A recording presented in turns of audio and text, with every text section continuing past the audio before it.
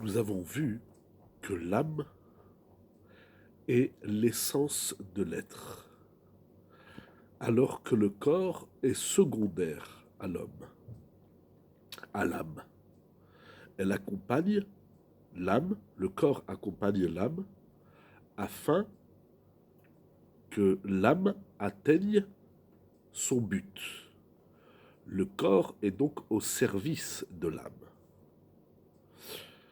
Cependant, afin que le corps puisse remplir son rôle et exécuter son travail, c'est-à-dire d'être au service du nefesh, il a besoin lui-même d'une source de vitalité. Le corps n'a pas de chayout, d'énergie vitale propre à lui-même.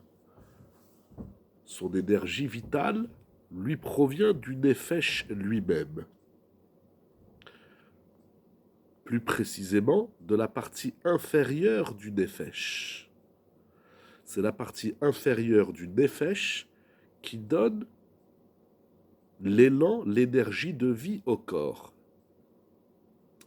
Il y a ici deux points très intéressants et importants. J'ouvre une parenthèse. Premier point, nous avons vu que l'âme, le nefesh, est composé de 6 parties. La yechida, chaya, neshama, ruach, nefesh elokit et nefesh behemit. Mais en vérité, à l'intérieur de chacun de ces niveaux, il y a encore plusieurs niveaux. Cela veut dire que il y a les 6 niveaux de la neshama, mais chaque niveau est lui-même composé au moins de 2 niveaux, de la partie inférieure et la partie supérieure. C'est le premier point intéressant ici.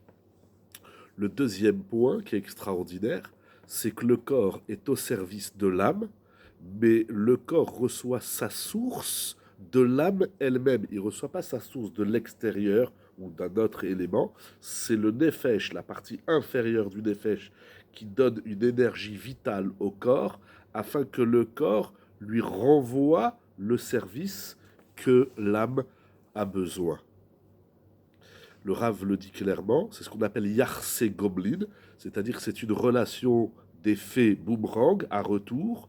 La partie inférieure de l'âme donne la vie au corps et le corps est au service de l'âme.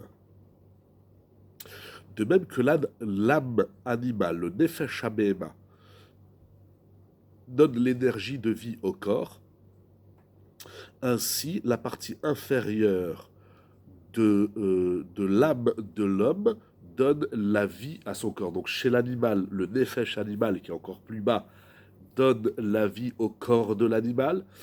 Mais chez l'animal, il n'y a pas de retour. Le corps n'est pas au service de l'âme. Il n'y a pas, bien évidemment, de travail chez l'animal à faire avec le corps au service de l'âme et l'évolution de la neshama de l'âme. Chez l'homme, également, c'est la nefesh, c'est l'âme, la partie inférieure de l'âme, du nefesh, qui donne la vie, la vitalité au corps, et à son retour, le corps donne à l'âme ce dont elle a besoin. Cependant, la partie inférieure de l'âme de l'homme est différente de l'âme de l'animal. De la même façon que le corps de l'homme est supérieur, d'un niveau supérieur, méromam, il est plus élevé et plus pur que le corps de l'animal, ainsi la partie inférieure de l'âme de l'homme est supérieure et plus pure que l'âme de l'animal. En vérité, nous dit le Rav, si le monde existait, si le monde tournait de façon correcte, alors le corps de l'homme, c'est-à-dire même le gouffre de l'homme, se tiendrait sur la caractéristique précise intrinsèque à lui-même, c'est-à-dire qu'il accompagne le nefesh, parce que, comme nous avons dit, il est l'outil qui est au service du nefesh, et même l'âme se tiendrait sur sa structure la plus précise, c'est-à-dire l'existence de la partie divine qui se trouve en l'homme, qui est dans un processus de se dévoiler en permanence.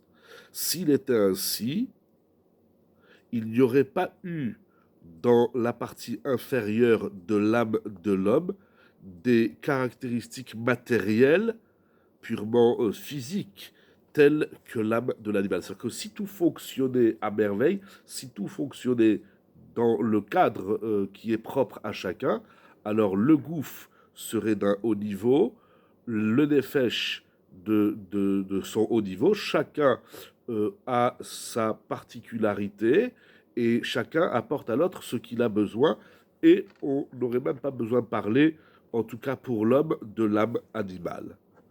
A priori, le monde matériel, purement matière dans lequel nous vivons, est réservé aux animaux, parce que les animaux sont des êtres matériels, ils n'évoluent pas plus que la matière, ils se nourrissent et ils vivent à travers la matière, donc le monde matériel est approprié aux animaux et non aux humains.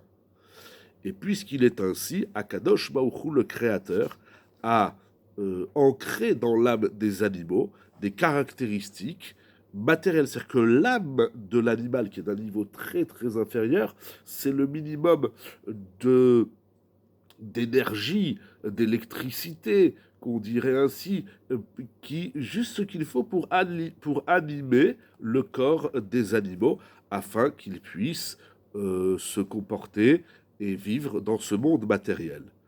Le monde qui est réservé a priori aux hommes est plus spirituel. Et ça veut dire qu'il y a l'âme et le corps et l'environnement, le monde dans lequel nous sommes, qui est un monde purement matériel en soi, eh bien, il correspond à des êtres matériels, et donc ils ont un nefesh qui est très très bas, juste de quoi insuffler une énergie pour que le corps de l'animal vive dans son environnement. Chez l'homme, donc puisque le corps et donc le nefesh sont d'un niveau supérieur, donc même leur environnement et leur monde est supérieur. Leur rôle à la source, de par l'essence des humains, est que l'homme doit se consacrer, s'investir dans des sujets qui sont d'un niveau qui dépasse ceux de la matière, c'est-à-dire donc des sujets plus spirituels. Cependant, il y a une nécessité, quand bien même secondaire, d'avoir un outil qui est au service du spirituel, de la neshama, du nefesh, alors Akadosh Baruch Hu, Dieu a créé un corps qui accompagne la neshama afin de servir le nefesh. Ça, c'était le programme initial de la création du monde. Ça veut dire que selon ce programme initial, selon ce programme à la source, l'âme de l'homme, même la partie la plus inférieure, ne devait pas contenir, même dans sa partie inférieure, des éléments pour faire vivre une matière, mais seulement des paramètres et des caractéristiques purement spirituelles et non pas matière, matérielle, physique. Ça, c'est ce qui était prévu initialement. Après la faute, les choses vont changer et c'est intéressant parce que ça va apporter une modification dans le monde, dans l'homme, dans son corps et même dans son nefesh. Akadosh Baruch Hu va réadapter le nefesh au corps et à la neshama qui se trouve après la faute, comme nous le verrons, Be'ezrat Hashem, par la suite.